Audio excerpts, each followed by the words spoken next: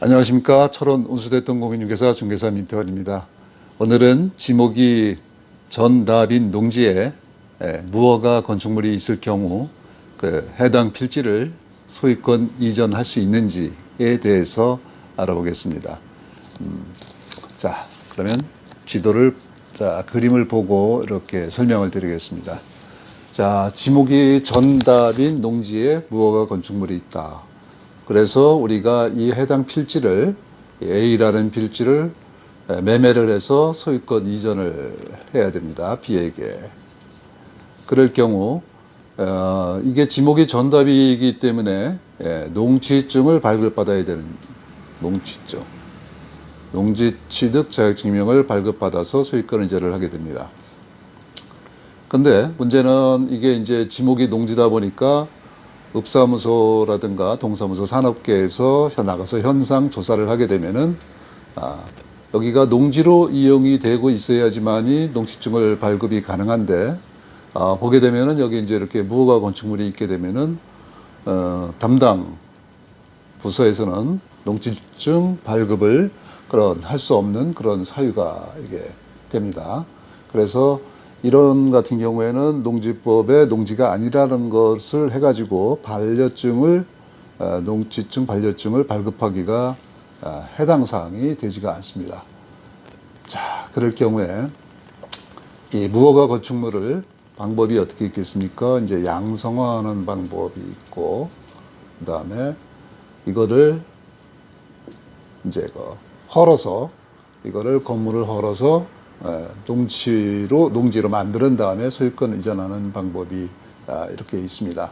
그래서 여러분들이 이제 우리가 이렇게 하게 되면은 무허가 건축물이 있더라도 이제 여기가 지목이 전답이 아니라 잡종지라 대지라고 하면은 그냥 여기에 올라가 있는 건물을 포함해서 이렇게 토지만 매매하는 그런 방법이 있습니다. 그래서 토지만 매매하면서 거기에 특약상에다가 이 건물에 대한 모든 권리와 소유권을 이전한다. 그리고 이 건물에 대해서 모든 그 매매에 대한 모든 책임은 매도인이 진다. 이런 특약을 짓게 되면은 큰 문제는 없는 걸로 이렇게 추정이 됩니다. 근데 문제는 지목이 전답이고 여기가 무허가 건축물이 있을 때 계약을 했는데 소유권 이전이 농지증이 나오지 않아서 소유권 이전이 불가하다. 자, 이렇게 되면은 이거는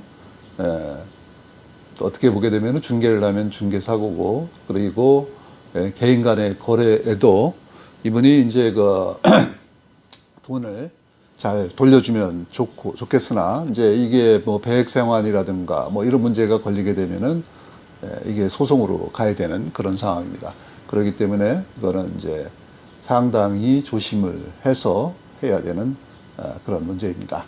그래서 자, 그러면은 이제 이게 무허가 이거를 어떻게 이제 양성화 시킬 수 있는 방법, 그거를 알아봐야 되겠는데, 자, 농지법이 언제가 시행이 됐냐 하면은, 농지의 보존 및 이용에 관한 법률 시행일이 1973년도입니다. 1973년도에 이제 농지의 보존 및 이용에 관한 법률이 이제 이렇게 시행이 됐습니다. 그렇기 때문에 이 집이 1973년도 이전에, 농지법 시행 이전에 존재하고 있었다는 것을 갖다가 입증을 할 수 있으면, 그러면은 이거는 이제 농지취득 자격증명 발급의 대상이 되지 않습니다. 근데 자, 1973년도에 존재했다라는 것을 누가 입증을 해야 되느냐? 이거를 소유주가 주택 소유주가 입증을 해야지만이 가능하다. 이렇게 됩니다. 그런데 1973년도에 이걸 입증할 수 있는 방법이 이게 어떤 방법이 있겠습니까? 네. 군청에서는 이게 위성지도라든가 이런 거는 1973년도에는 이거는 존재를 확인할 수가 없다. 이렇게 이제 제가 이제 민원 답변을 받았습니다. 그렇다고 하면은 자, 이거를 입증할 수 있는 방법.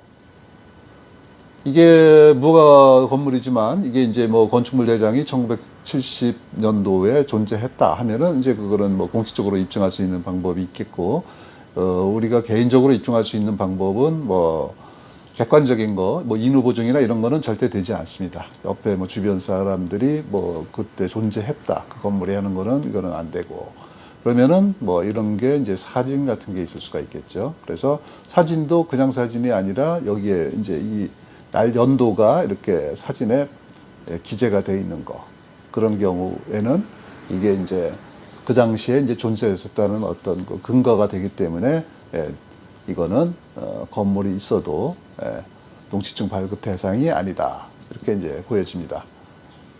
자, 그리고 또 하나의 방법이 어떤 방법이 있을까요? 자, 이렇게 보게 되면은 제가 기존에 이렇게 무허가 주택이 있어서 이걸 가지고 이제 민원을 질의한 결과 철원군에서는 2006년 5월 9일 이전에 그 비도시 지역에 건축물이 있었다고 하면은 건축물을 이거를 갖다가 건축물 대장에 기재를 할 수가 있다. 건축물 대장에 기재가 가능하다. 근데 이것도 2006년 이전에 존재했었다는 입증은 소유주가 해야 한다, 이런 답변이 있습니다. 자, 그러면은 다 되는 것도 아니고 비도시 지역은 어떤 지역입니까? 농림지역, 그 다음에 관리지역. 네.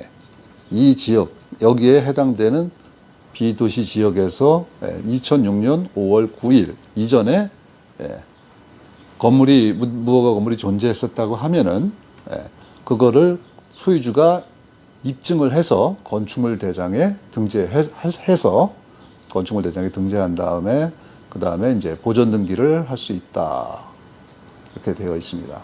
자, 이 입증 책임은 어쨌든 이것도 여기 2006년도에 입증했다는 거를 사진이나 이런 걸로 해가지고 입증을 해서 건축물 대장에 올려서 보존 등기를 한 다음에 집을 소유권 이전 등기를 해야 됩니다. 자, 이게 뭐 말은 쉽지만은 상당히 이게 어렵습니다. 그래서 가장 좋은 방법은 이 노후된 건축물이 뭐 가치가 별로 없다고 하면은 사실적으로는 헐어버리는 게 가장 현명한 방법입니다. 그러나 이거를 가지고 리모델링을 통해서 이렇게 많이 이렇게 해가지고 잔존 가치가 많이 있다고 하면은 상당히 그 애매한 이런 문제가 되겠습니다. 그리고 우리가 이제 이 무허 건축물도 어떻게 되어 있느냐, 이게 이제 아주 그 아무것도 없는 무허가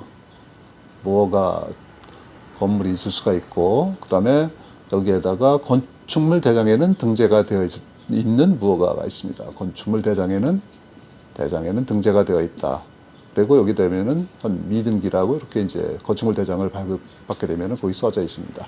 자, 이거는 건축물 대장은 일단은 이거를 가지고 등기에 올리려면은 소유권 보존 등기를 해야 합니다. 보존 등기를 한 다음에 이걸 가지고 이제 이렇게 올리려면은 비용이 들어가기 때문에 옛날에는 이제 건축물 대장만 올리고 보존 등기를 안 한 경우가 많습니다.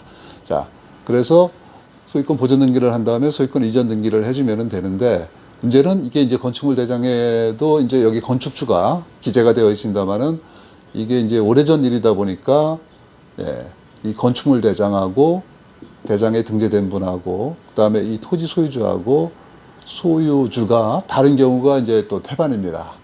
자, 그렇다 그러면은 이 건축물 대장에 이제 되어 있는 이 건축주가 이게 연락이 안 되거나 하게 되면은 이걸 가지고 현재 이 땅 토지 소유주가 소유권 보존 등기를 할 수가 없습니다.